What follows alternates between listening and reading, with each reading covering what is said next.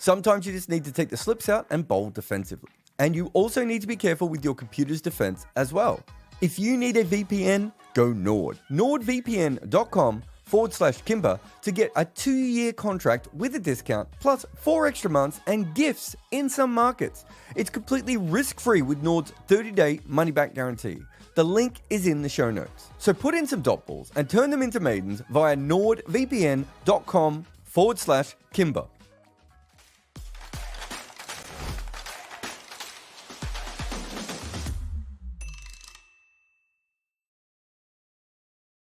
Welcome to Wagon Wheel. I'm Jarrod Kimber, and this is the Cricket Podcast where we answer your questions. The best way to answer questions? I don't know the best way to answer questions. I've been doing this show for quite some time as well. The best way to ask questions is to go to patreon.com/Jarrod Kimber, and there you can put in, you can sign up for Patreon and you can ask questions. And the other way is, of course, if you're watching on live, and you can also look at super chats and even just normal questions. The more comments and questions in the chat, the better, as far as we're concerned. But let's start with the Patreon questions. And it starts with Aditya, who says, which is the worst assembled side, RCB or DC?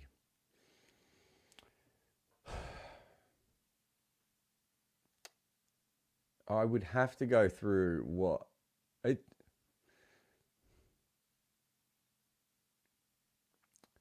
Off the top of my head, it feels like RCB, and it feels like RCB because even when they went out and got some good international players like Cameron Green and Will Jacks, there was overlap. And, you know, if you've been following my coverage of the IPL, it's one of the things I hate the most. It's, you know, where Punjab, I also think could fall into this as well. RCB's problem is they don't have real all-rounders, and so they've been trying to hope that Cameron Green or Will Jacks or Glenn Maxwell can do it. They don't have real strike bowlers, and they don't have a long batting lineup. So off the top of my head, that doesn't sound particularly good. DC's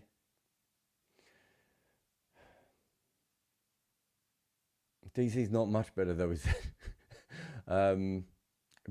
But there are parts of DC that I kind of like a little bit more. But yeah, there's not much in it, if we're being honest. Aditya says, considering Viv Richards' strike rate in tests and ODIs and high aggregate and average in both formats, do you think he's cricket's most influential batter out after WG, Grace and Bradman? Yeah, I think that's probably a fairly good claim. I mean, Trumper probably is there as well because of the strike rate, and Trumper helped open up a cricket field. You know, before Trumper, you hit the ball to the side that it was bowled from, right? And after Trumper, you hit the ball where the gaps were. That's a pretty influential change. You know, Ranji plays a small change, although he was a fantastic batter as well. Grace is obviously the biggest change. And Bradman sort of takes on what Hobbs does and takes it to another level. And then Viv Richards is... I'm pretty right. I think I'm right in saying that Sobers doesn't have an outlying strike rate. I don't think there's anyone with an outlying strike rate between Viv Richards and Clem Hill and Victor Trumper. Clem Hill's often forgotten in there as well, but he's a very fast scorer. And so it is very different. But when you say influential, who are the people after him who started doing that? And I don't think, realistically, we did see that. So I'm not sure Viv Richards did influence anything. If anything, Viv Richards is probably more like Jeff Thompson, which is someone who no one ever really imitated ever again, right? Does that make them influential? It probably doesn't. Something Nathan says, how do batters like Head, Rohit and Klaasen transform into bashers? Is it just a mental adjustment or does it come with training a certain way? If it's a technique adjustment, will it affect their test game? And look, it can be technical in some cases. Heinrich Klaasen has never made any runs in test cricket. We know he's a fantastic first-class player. Klaasen is I think Klaasen is a basher, whereas I think Head and Rohit are still playing like themselves and they're just amping it up, which is very different. So they should be able to go between those two things. I think you'd be more concerned if you see batters who consistently start clearing the front leg and start looking at their game differently. I don't know if we've seen someone do that. Liam Livingstone, if he'd played more test cricket, might have been an interesting case study on that. Andre Russell, Karen Pollard didn't play. So I wouldn't be too worried. I mean, generally, it sounds weird, but generally, having a more attacking mindset, even if you are defending in Test cricket, is more handy anyway. So the mental side of it quite often frees you up. And the technical changes, I am sure there are players who have made technical changes for white ball cricket. But if you want to know what the biggest problem usually is for players, it's that they spend a lot more time practicing on white ball than red ball for a certain period. And that's where the drop off is. If you talk to batters, that's what they'll tell you, that they've started working on different skills and, different thinking. And then they find it hard to go between the two. Ian says, just wondered how much or anything you've seen of Kashif Ali. My Worcester bias, but he's also a South Asian Cricket Academy graduate who hit centuries in both innings against Warwickshire last week. And have you had much to do with Tom Brown, who was involved in setting up Saka? Did I have Tom Brown on my podcast? I had someone from, was it? I feel like I had someone from Saka. And now I can't remember. Was it Tom Brown? God, I've done so many podcasts, I can't remember now. But yeah, I'm pretty sure I've done an episode on them. Kashif Ali, when he made his hundreds, I looked at the clips. I don't have a huge, opinion on him yet, but he certainly looks like a quality player. It'd be really interesting to see how it goes. I've said this before. I've been talking about this on a podcast, I think, with Bayram in the last couple of days. I really like the idea of finding talent in places where you're not currently finding talent. So South Australian Cricket Academy, they are doing this because the numbers in amateur cricket don't reflect the numbers in professional cricket when it comes to Asian cricketers. Absolutely fine, and I think that's a great idea. But just in general, regardless of race, ethnicity, sexual orientation, gender, whatever, I always think that the best places to look are generally the places where no one has before, and they've just decided that that doesn't work. Whereas actually you can go off there and you can find new things and you can develop players. It's a perfect situation of something that is untapped. If there's such a high percentage of Asian players in amateur cricket and there's such a low percentage of Asian players in domestic cricket, if I was working for a county, I'd be thinking, I want to find every Asian player who's smacking the ball around a car park somewhere, or smacking the ball for an Asian-led club that is not in a major league, or last man stands, or whatever, the non-traditional parts of these things are. My guess is that there is talent there. And, I've talked about this before. One of the reasons I believe this is because I saw the Victorian cricket team do that once, and they had huge success. James says, in the recent foot marks on the ICL, you talked about fixing being more widespread than people think. I know it's tough to talk about it without libeling anyone, but is there anything else more you could say about how much of an issue it is? There was a really interesting incident in the NBA recently. Jonte Porter, who's a two-way player, so a supplemental player for a tanking team. There was betting irregularity on his games, and specifically, people were betting the unders, and in those games, he was getting injured very early on and going off. No one is saying he's fixing. No one is saying he was in on the fix. It could just be that someone had inside knowledge that he wasn't doing particularly well and thought he would have a bad game. Could be a multitude of things. But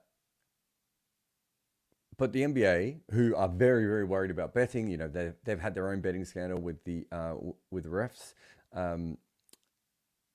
They quite quickly suspended him so they could look into it. Do you know how many irregularities happen on certain cricketers over and over again? And I've never seen a cricketer suspended. I don't even know if they get asked about it. You talk to people in the betting industry, in the data industry, analysis like me, and we can see patterns that don't make sense. And nothing ever gets done about it. And I do think, and I've said this before, but I do think there is an element of the fact that cricket doesn't report on gambling at all. And there is no, Ed Hawkins would be the closest we would have to a gambling writer. And he kind of writes, these days anyway, articles of, who to bet on.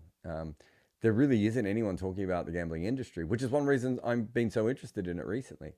We were watching a game the other day with 150 million exchange on an English betting platform on an Indian game. 150 million pounds, I should say. So I don't know what that is, 175, 200 million in USD, and no one's writing about it, and no one's looking into it. It's not regulated. The bookmakers in the UK are doing things that they should not be doing, like not paying bets when people make correct bets. Everyone in India is betting, but they're betting through WhatsApp and Telegram into the UAE. All these players, anyone who's ever watched cricket will have seen the ads coming out of Bangladesh, Pakistan, even India at times, for all these people who are associated with these websites that are clearly betting front websites that purport to be news, but they all probably link back to their gambling sites. It's a huge part of our game, and it always has been, and it's not covered correctly. And so in turning a blind eye, you don't stop corruption, you allow corruption. And that is what cricket media is doing. That is what cricket the sport is doing. And there has to be a reckoning. There has to be a meeting in the middle at a certain point. Even simple things like it's not just about corruption. It's about there have been betting markets that look odd because people believe that what is happening is money laundering. So one person is betting on one side and then taking a bet from the other person back on the other side straight away, just so that they can launder their money. All these sorts of things are happening quite regularly. Moving money around. There's so many things happening in the cricket betting markets, but because of what happened in the 90s, instead of there being a whole industry of people looking into this, there isn't. I don't think that it's very hard to write a piece on fixing, but why can't we write a piece on irregularities in the market when they happen? All right. I fundamentally don't understand that. So I do think it's a big issue. Williams says, in the most recent round of county championship fixtures, every game ended in a draw, with many blaming the Kookaburra trial. What is it about the Kookaburra that makes taking wickets as it gets older more difficult, and why do counties persist with using it if it produces worse cricket? Well, the counties aren't. It's the ECB that are doing it, William, and it's only a new thing, and there's also a lot of rain, so not exactly sure. What was it? Wasn't it Sussex who said they don't believe in lights, which is the best thing I've ever heard for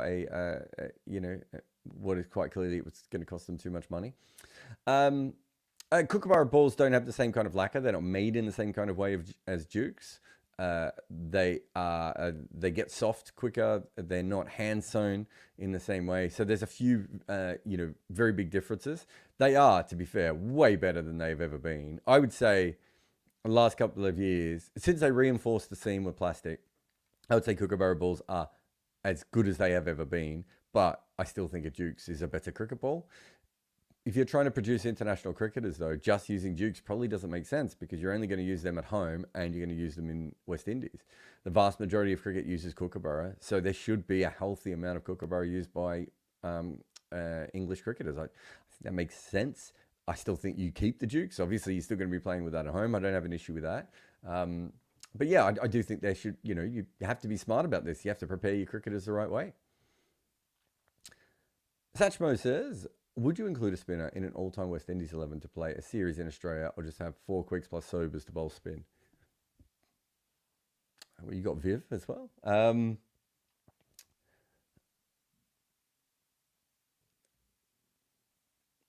I think in Australia, you would probably go with 4 quicks with sobers as your 5th quick and your occasional spinner. He's probably, as a left-arm finger spinner, handy in Australia, but he's not going to be a plus. And then you've got Viv Richards to spin the ball the other way. So you do have 2 part-timers who can get you, well, in Sobers' case, probably 15 overs a day if you need it. In Viv's case, probably 8 overs a day, right? So if you split those up, you take 5 of Viv and you take 10 off Sobers, that's your second spinner, and that allows you to use what? Garner, Ambrose, Marshall, Hall, or whoever, Holding, Walsh, we could keep going here. Whoever you think that other quick is. If you have Walsh and Hall, they're both pretty famous for bowling really, really long spells as well. So you could use that option. I'm trying to think if there's anyone else that they have. And if they had Frank Worrell in that side, I'm not sure if he gets in that side, but if Frank Worrell gets in that side, you've got a little bit more bowling. You can also use Walcott as your keeper in that side, which means you could pick an extra bowler, which meant that you could actually then pick what's his name with the big hands? Oh my god, I've forgotten his name. But the really good Lance Gibbs. Who's the only spinner who would get in. I mean, let's just have a look. That's interesting on Lance Gibbs, just specifically how he went in Australia, because when he played in Australia, the wickets were still helping spinners a little bit more. And so in Australia, he had an average of 33 and economy of 2. So it was his most expensive place, and outside of a couple of tests in New Zealand, it was also the place that he went for. But if you've got an economy of 2, you could certainly get him in. So I think Walcott and Sobers in that side gives you such flexibility. You can go Leary as well if you wanted another, all-round option there. So I think there is some flexibility. I've really gone into, I've constructed this side very much. I'll be thinking about this for quite some time. Let's have a quick break, and then after the break, we'll get back with more Wagon Wheel. This is brought to you by Cricket 8. They are a new player in the game trying to educate fans on what is really happening in cricket. We have a partnership with them where we host live watch-alongs, do podcasts, and write articles. If you want to know what is really happening with our game, visit cricket8.com. If you make any content, Minvo Pro is the tool for you. Take your long format content and cut it and slice it for social media. This AI-inspired weapon will turn your one piece of work into so many clips. Try Minvo.pro now. All right, welcome back. Where are we up to? Ben says, it's part of the effectiveness of unusual actions such as Boomer or Malinga that batters cannot predict roughly where the ball will go because they haven't grown up subconsciously learning that action? Or am I overthinking the importance of body language to batters? So it's not about body language. There is if you have Chris Wokes or Sreesanth or Brett Lee bowling to you, those actions are really, really common. The way that they run in, the way that they prepare, the way that they show you the ball, all these things are really common. And so if you've never faced a bowler like if you've never faced Chris Wokes before, you have faced bowlers like Chris Wokes before. And you probably faced thousands of balls. Now, maybe he's a little bit quicker or a little bit more skillful than the others, but the basic principles and tenets are all there. You know where the ball is going to be released from, right? It's going to be between the bowler's head and the umpire's head, right? Little things like that. That is, where to look. You get a good side of the ball coming in, all these sorts of things. So now let's look at Malinga. So with Malinga, the ball is coming from the umpire's sternum, right? Nowhere near the bowler's head, right? And from an angle that no one else can deliver from. So everything that you have as the ball is coming out is trying to look up over the bowler, over the umpire's left shoulder. I got confused looking at that reverse image there. Over the bowler's left shoulder, and suddenly it's not up here. It's here, right? That's a huge difference. And if you're not used to it, it's really hard. Bumrah is slightly different. So Bumrah's got a couple of things. One is the other thing that you were doing as the bowler is coming in is working out information, and Bumrah is cutting that down with a shorter run-up. So you don't have the same amount of processing time that you would normally have. Then you have the fact that he bowls from on top of his head. It's not a huge difference, and there are more bowlers who do that, but it is a little bit awkward. But the third thing is that when the ball comes out of Bumrah's hand, it travels a shorter distance than any other bowler. So even if you do pick it up and you do process it correctly, he's always going to rush you. The most important thing when you're watching Bumrah is watch how often he rushes people when he bowls at 88 miles and 87 miles an hour. Chris Wokes has to bowl at 92 miles an hour to rush a top-level batter. But Bumrah can do it at 5 miles an hour slower. And that is because of this extra 40 centimeters that he has because he's releasing the ball out in front of him and not from back here. And it means that you're constantly rushing. Anything that is different like that Akshar Patel, he only had some micro differences from left arm finger spinners. He stayed up a little bit straight. He came from a little bit wider. And that caused all sorts of problems when people started facing him, right? And no one even knew why. It wasn't until Jimenez started looking at it, and then I went a step further as well, using Jimenez to look into more research and look at photos of all these left arm finger spinners. You start to work out, oh, this is actually quite a bit different. You put those changes in.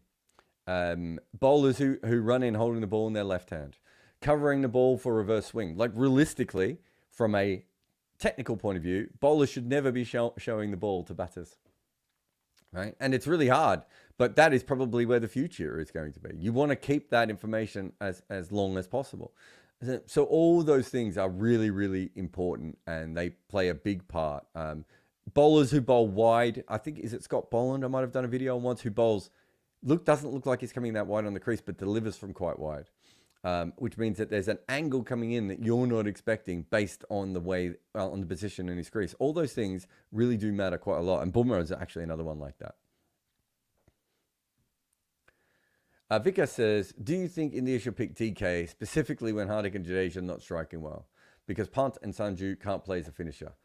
Yeah, it's an interesting one. If Pant plays, they have to change their batting order, right? And they have to think about it quite. I mean, I love Pant, and I think he's the best player of those three. So I would be considering doing that. But DK is probably the best player to just come in at the end. Surely Hardik and surely one of Hardik or Jadeja is going to learn how to hit between now and the World Cup.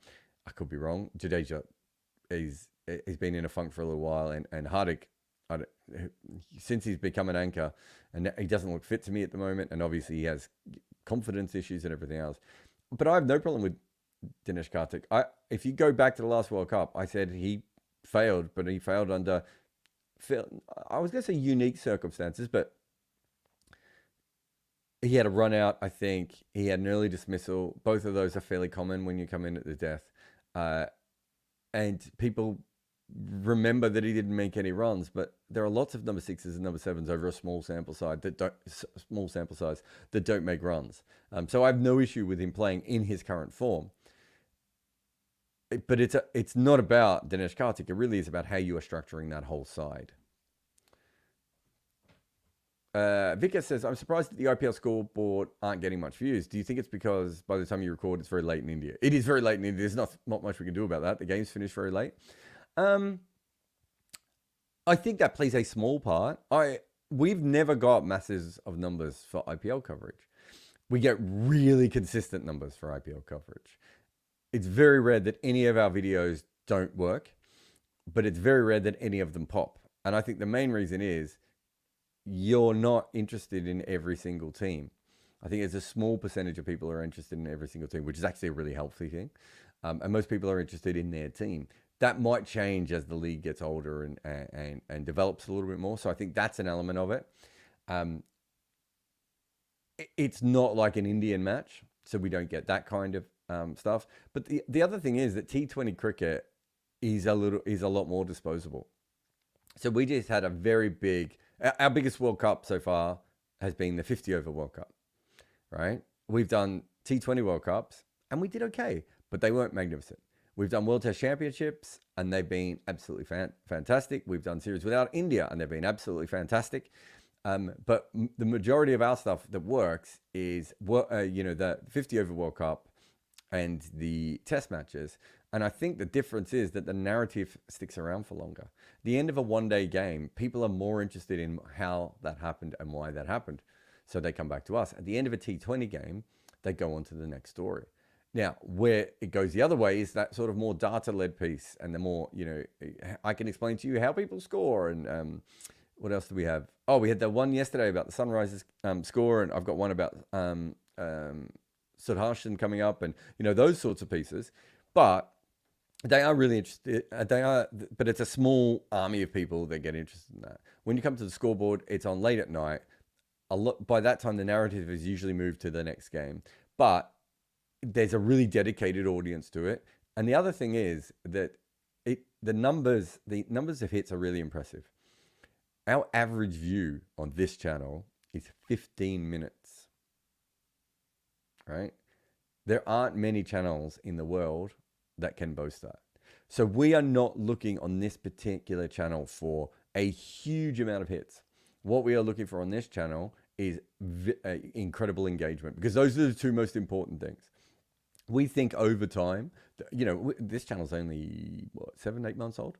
We think over time, we will get to 20, 50, 60,000 followers on this channel. And the other one will probably always have a lot more followers because of what it is, and that's fine. But if we can get to 10, 20, 30,000, and we maintain anywhere near around that 15-minute mark, right? Even if it was 12 minutes, which I think it might have been during the World Cup, that's absolutely massive. It's a phenomenally big number. Most major websites in the world, people stay on them for like a handful of seconds, right? So not everything is about just the number of people, and that's a really important thing. There not to get too entrepreneur here, but there are 3 things that are very profitable to have at the moment. One is people's email addresses, which everyone absolutely loves. The second one is just pure numbers of eyeballs, which of course makes sense. And the third one is engagement time. If you look at what we are doing across our network, it is a combination of all these different things. That's not an accident. Rudra says, I feel like every year I hear complaints about a lot of drop catches in the IPL. Are there more drops in the IPL than normal? And have there been spikes in drops, and what might cause them? I think every year in every single competition I've ever covered, I have had complaints about drops. I can't think it. You always hear it once. And there was that, I did an article about this when England played Australia, and they dropped a whole bunch of catches in Australia in a row. In a short space of time, and Australia didn't drop any. And the important thing to know at that point is that is going to regress, because it is impossible to keep fielding at that bad of a level over a long period of time. But also, if you do them all in a row in the first, whatever it was, 2 tests, chances are you are going to lose those tests, and you're going to go behind away from home, and everything also tells us that you're not going to be able to come back from that. I would say every tournament I've ever covered, people will go on and on about how bad the fielding is in a period when there's a bunch of drops back to back. I've never seen any data that suggests the IPL fielding is worse than other tournaments. I couldn't see why it would be. There are probably better fielding tournaments. I think that's probably also true. I know historically fielding, in South Africa, Australia, and probably New Zealand has been a very important thing. And it hasn't been in many other cricket cultures. So I do think that those countries have a natural, advantage there. But, if you're talking about all cricket, I can't really imagine why that would be the case overall. Swami Nathan says, if Tahir and Azam Mahmood can play in the IPL using their South African and UK passports, should players like Baba Azan and Rizwan just buy a citizenship through an investment from a Caribbean county to play in the IPL? Well, they would only do that, right, if they thought there was enough money in it for them not to have to actually go back and play for Pakistan. That's the risk of that situation. So what's Rizwan worth in the IPL? Like, Matthew Wade's in the IPL. He's better than Matthew Wade, although not the same sort of power player. But how much better is he than Matthew Wade, right, in terms of value? My guess is that, Matthew Wade probably wouldn't have gone freelance during his career. Now, it's different between Pakistan and Australian wages and everything else. But my guess is that I think it would be too risky. Now, if you had Shaheen Afridi coming through today, is there a possibility that might happen? Like a younger player coming through. Sorry, not might happen, but could happen and would make more sense.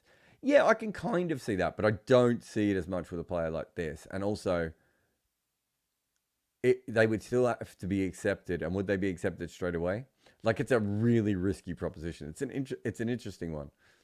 We'll take another quick break here on the Wagon Wheel podcast, and we will be back soon with more Wagon and more Wheel.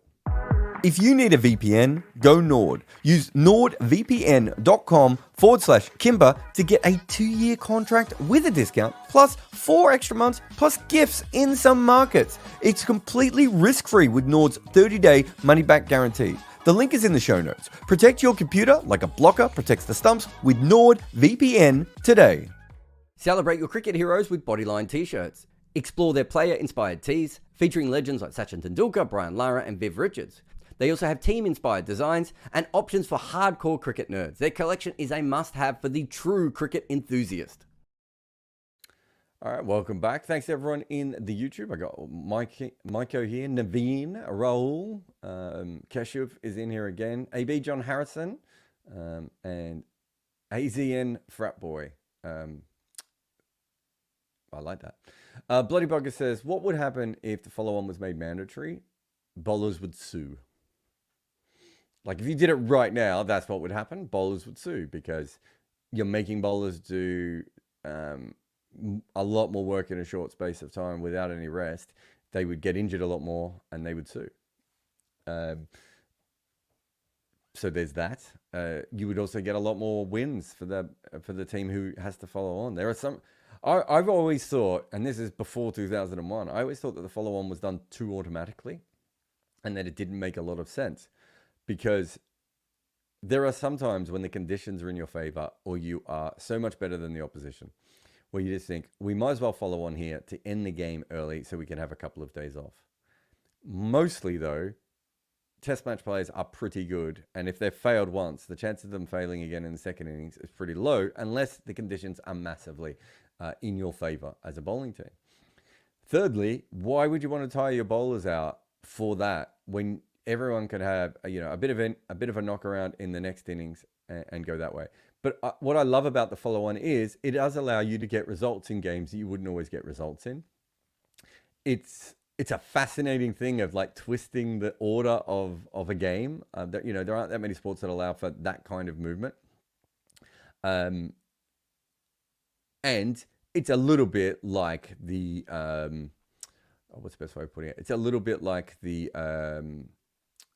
mercy rule, right? Like if a team's that out of it, we don't have to go 4.5 days and wait for this. We can knock this off in 3.5, and everyone can get out of here. So I think there are lots of cool things about it.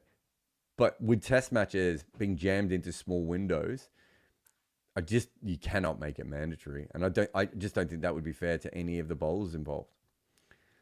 Christopher says, do you think players struggle mentally with living in India for the IPL? Not sure if it's recency bias with players pulling out, but being hotel bound seems a lot harder than other tournaments.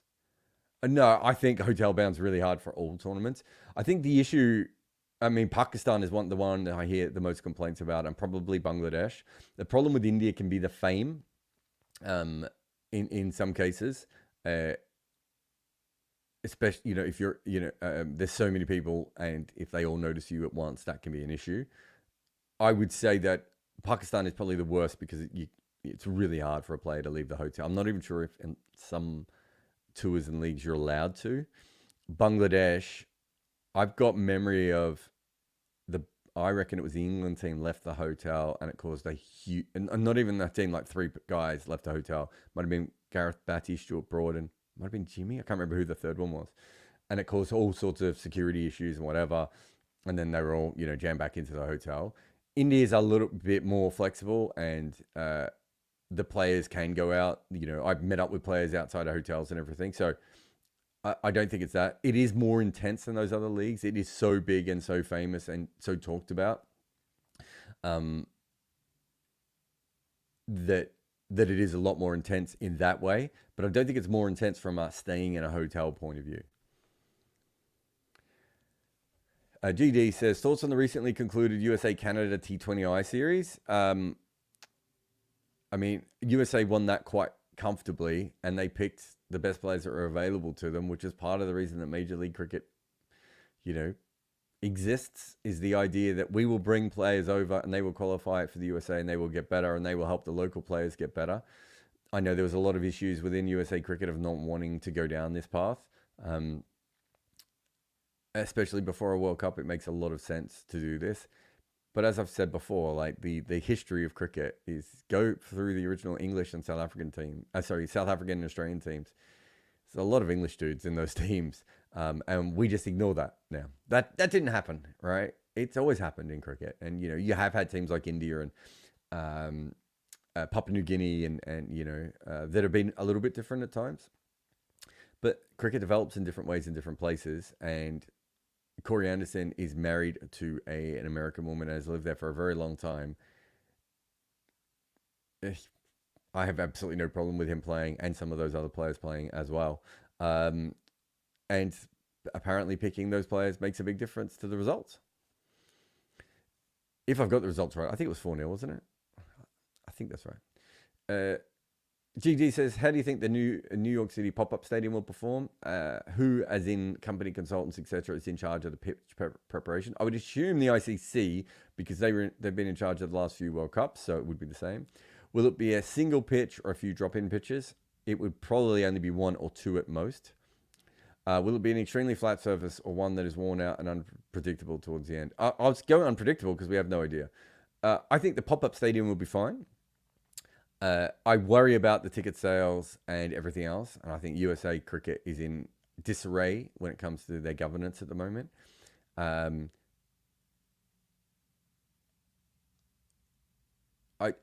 would assume the ICC would prefer a batting-friendly surface. Whether, pitchers don't always play ball. I can't believe I said that out loud, but I'm pretty sure that's right. So, yeah, we don't know is the full answer. Bobbio says, have we entered the Travis Head era of cricket? Look, I think Travis Head sort of he played that incredible innings in domestic cricket all those years ago in Australia. Then he really, really struggled, went off. He's certainly improved many parts of his game and is a much better player now than he was back then. But he's going through a phase at the moment, which we saw someone like Nicholas Puran go through. Teams know how to bowl to you, and they bowl to you that way, and then you revolutionize yourself and you become a different player, and and you smash runs everywhere, and it takes a little while to catch up. We're going to know if we're in the Travis Head era if he regresses or if he keeps going like this. That's the difference between the very, very good players and potentially, someone who could reach those great levels. Those great players are always one step ahead or manage to work it out, and the very, very good players eventually, they get pulled back in.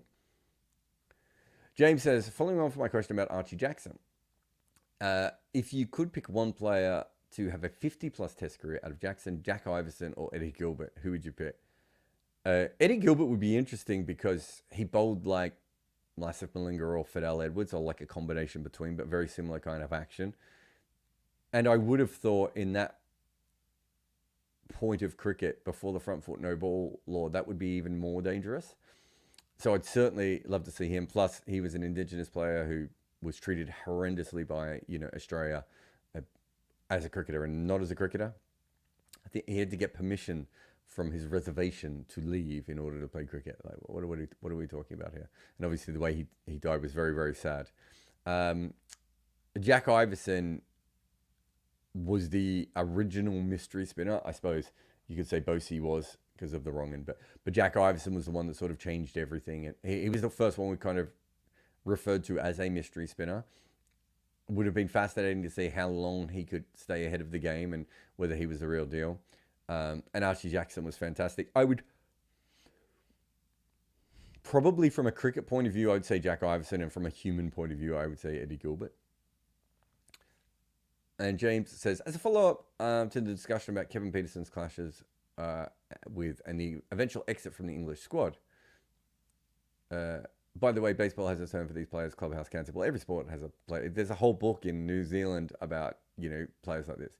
Can you think of any international players who went the other way and could be fairly assumed to have extended their careers due to positive effect they had on team culture?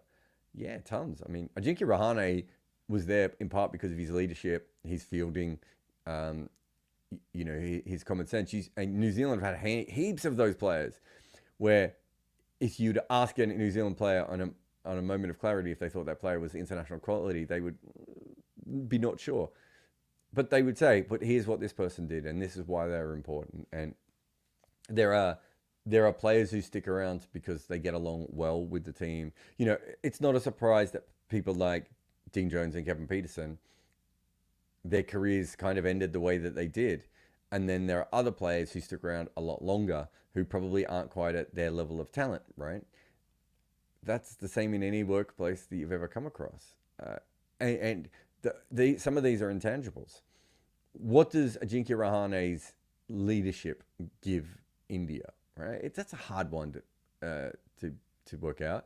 How important is his slip fielding off spinners? Again, we can maybe get some stats on that, but there isn't as much stats on slip fielding for spinners as there are for other positions, and he probably has more, all these different things. So there are certainly players in that sort of situation. Someone like Jeff Marsh in Australia might be another one that played a lot longer when there were probably other openers who were as good as him. But Jeff Marsh was, again, a very good leader, an interesting thinker on the game, obviously went on to be a very successful coach.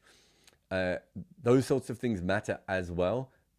But to most of us, we are going to look at just the raw stats because that's what we have access to. And it's very hard to understand those sorts of things from the outside. And also, sometimes people will say he's got a good effect on the culture, but what they really mean is he's my friend and I like him.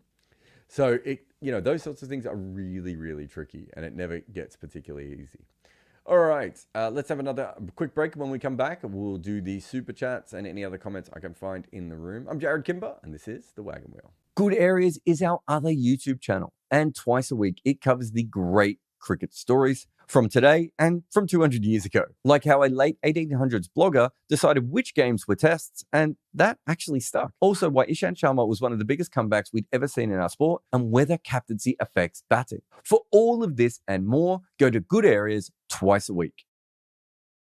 In cricket, we protected our groin a full century before we looked after our brain. So don't be like our sport. If you need a VPN, go Nord. Use nordvpn.com/Kimber to get a huge discount on your NordVPN plan, plus 4 additional months for free. It's completely risk-free as well with Nord's 30-day money-back guarantee. The link is in the show notes. Cricket wouldn't be the same without protection, and neither is your computer. Use NordVPN today. All right, welcome back. I've got a couple of questions. I know the game's about to start, so I'll have to head off in a minute. But let's have a look. ABCD says, would really like to know about your experience of working with Punjab Kings owners. Yeah, so I was involved with them. They owned the Edinburgh Rocks franchise in the European League that never existed.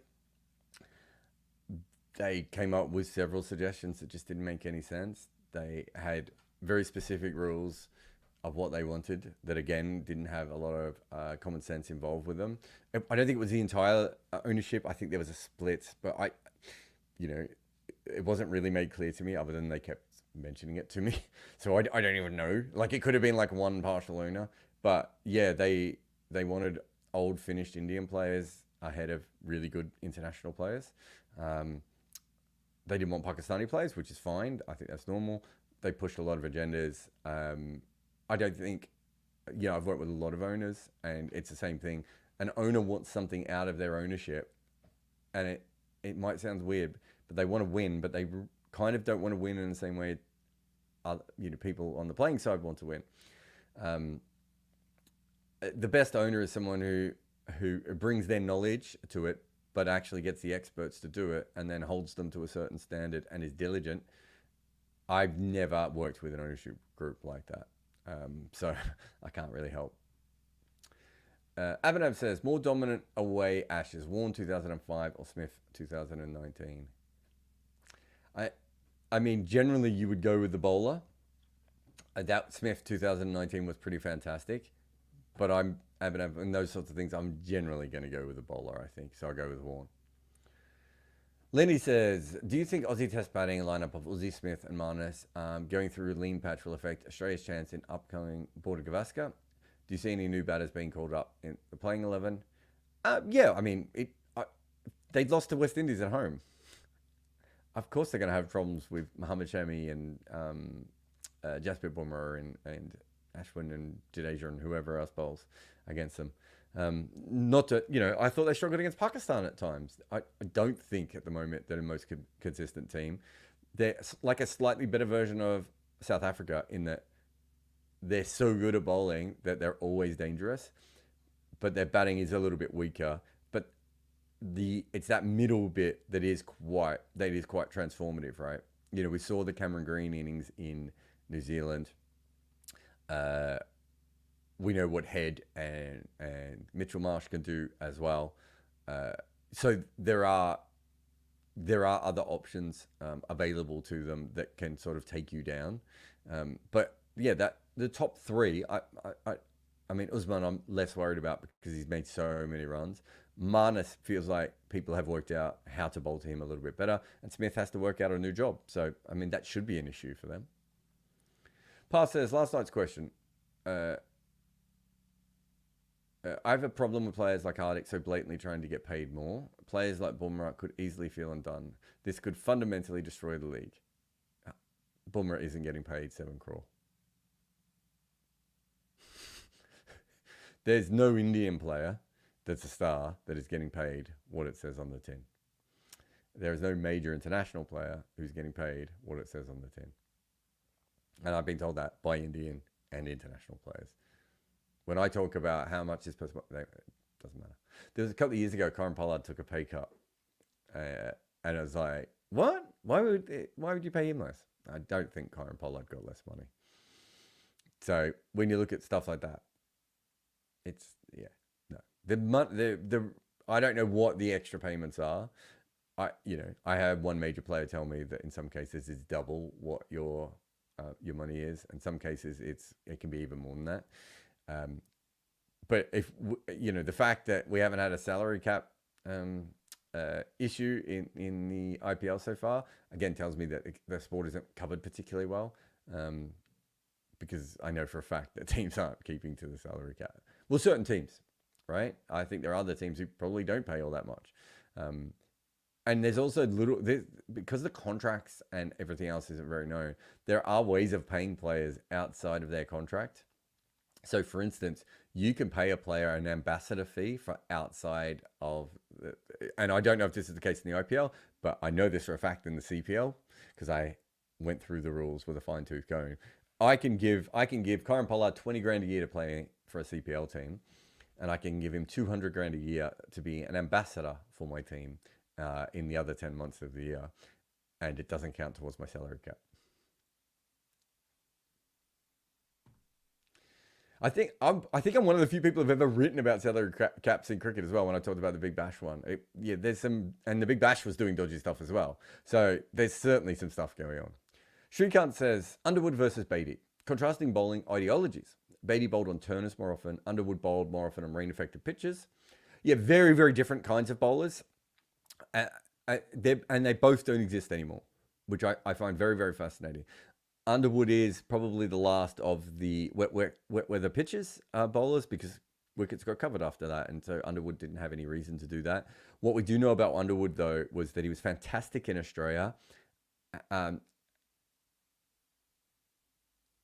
and was an adaptable cricketer. Like they say things like he bowled slower in India, which is funny now because I think if he bowled in India now, he'd probably bowl as fast as possible.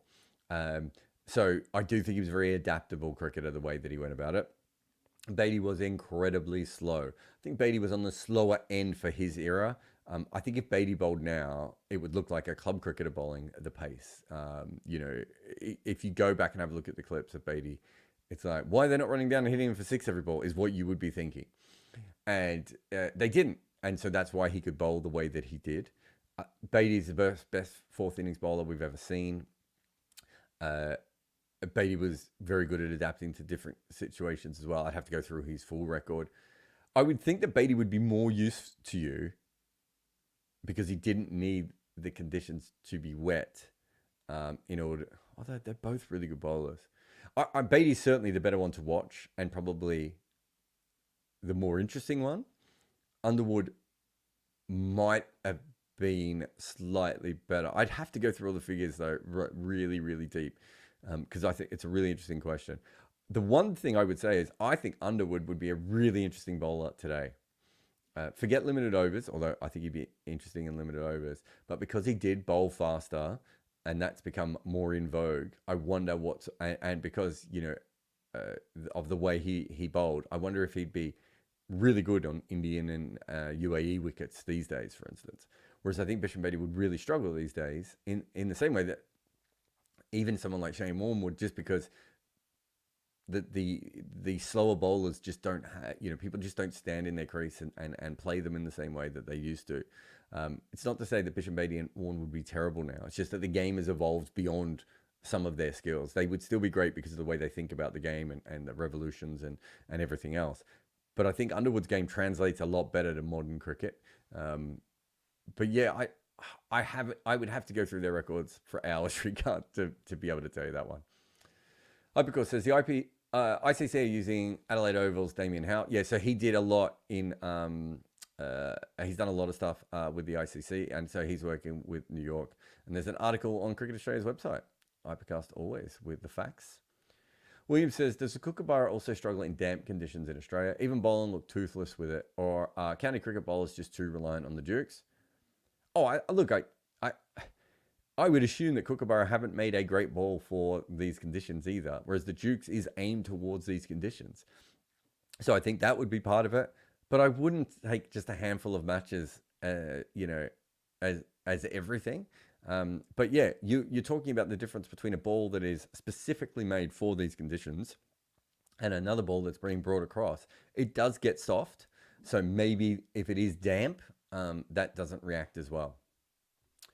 And last one, Brett Lee said Cummins' middle finger and index finger are the same size. His sister chopped his nail off with a fingertip off in childhood. Does that affect how he uses his fingers for cutters wobble ball? I have heard that, and you have to go back and have a look, but Pat Cummins has talked about this before. I can't remember the exact thing that he said, but I do think he thinks it's a slight advantage. But, there's so many deformities in major cricketers. So Len Hutton with his arm, for instance. And I asked players if they thought, because I think his left arm was shorter than his right arm. And I thought, well, that actually might make sense from batting. And I asked people if they thought that there was an advantage there, and they were like, no. I was like, okay. Shane Warne obviously had was physically incredibly strong in his shoulders because of a childhood injury where he had to drag himself around. Murali had that deformity in his arm.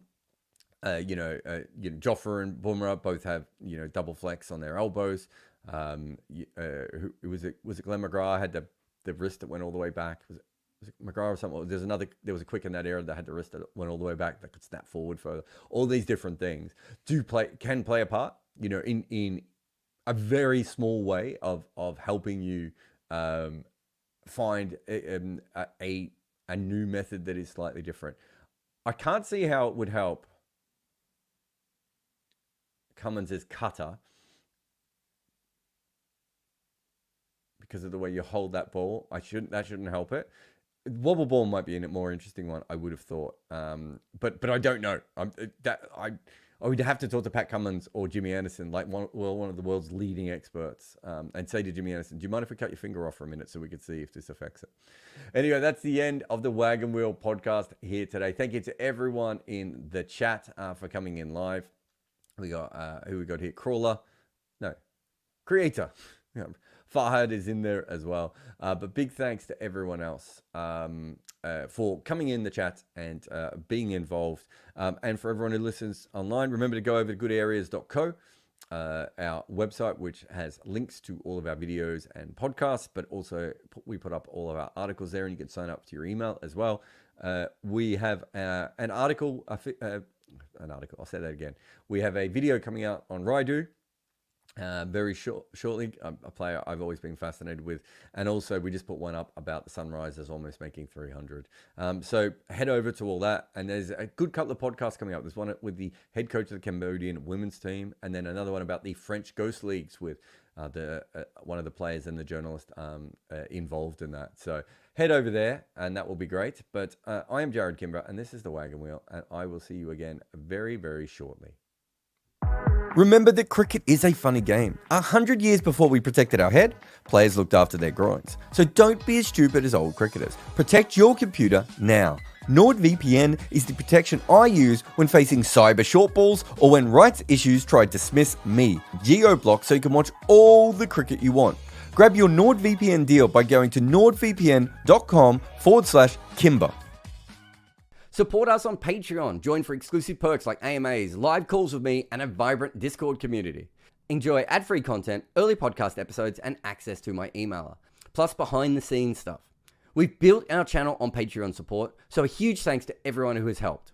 If you make a lot of content like me, you are going to need help. And that is why we use Minvo.pro, a slicing and dicing tool that uses AI to conjure up incredible clips from your podcasts and meetings. If you make content, go to Minvo.pro to cut it.